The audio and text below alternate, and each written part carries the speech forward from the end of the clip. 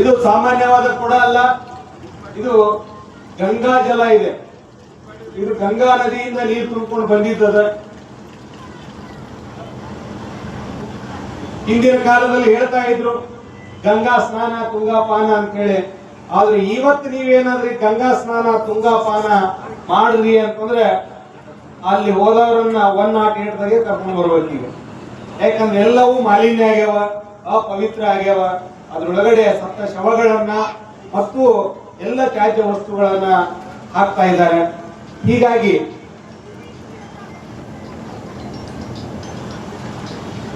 ಒಂದು ಕೊಡದಲ್ಲಿ ಈಗ ನಿಮ್ಮೆದುರಿಗೆ ನಾವು ನೀರನ್ನ ಖಾಲಿ ಮಾಡಿದೀವಿ.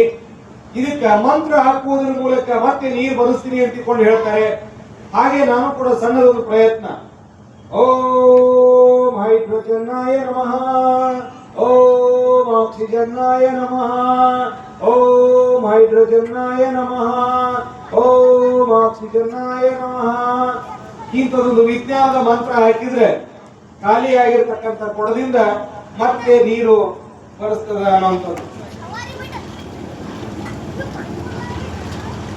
ನೋಡ್ರಿ, ಬಿಜಾಪುರದಾಗ ನೀರಿನ ಬಹಳ ತಾಪತ್ರ ಹೇಳ್ತಾರ. ಯಾರಿಗೆ ಮನೆಗೆ ನೀರು ಬರಿಂದಿರಂಗಿಲ್ಲ, ಒಂದು ಫೋನ್ ಮಾಡ್ರಿ, ಇದೊಂದು ಕೊಡ ತಗೊಂಡು ಬಂದು ಮನೆ ಮುಂದೆ ನಿಂತು ಓಂ ಹೈಡ್ರೋಜನ್ನಾಯ ನಮಃ, ಓಂ ಆಕ್ಸಿಜನ್ನಾಯ ನಮಃ ಅಂತ ಮಂತ್ರ ಹಾಕಿದ್ರೆ ಸಾಕು, ಖಾಲಿ ಆಗಿರ್ತಕ್ಕಂಥ ಕೊಡದಿಂದ ಮತ್ತೆ ನೀರು ಬರ್ತಾವ. ಮತ್ತ ಇದು ತೊಂಡ ತನಕ ಹೀಗೆ ಮಾಡಿದ್ರೆ ಹೀಗೆ ಬರ್ತದೆ.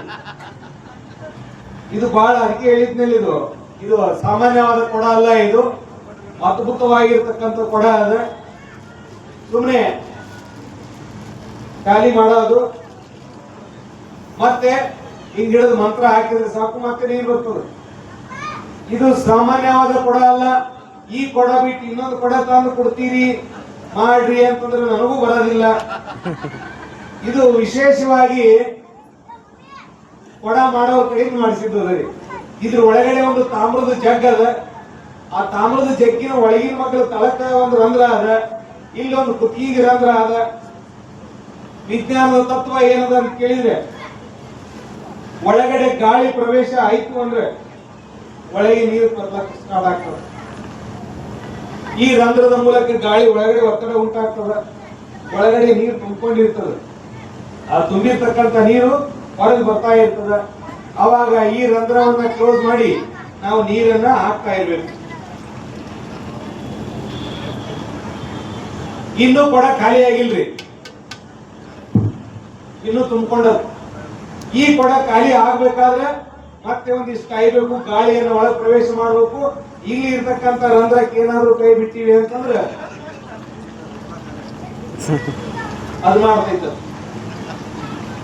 ಖಾಲಿ ಮಾಡ್ಬೇಕಾದ್ರೆ ಹಿಂಗೆ ಹಿಡಿಬೇಕ್ರಿ ಕೊಡಕ್ಕೆ.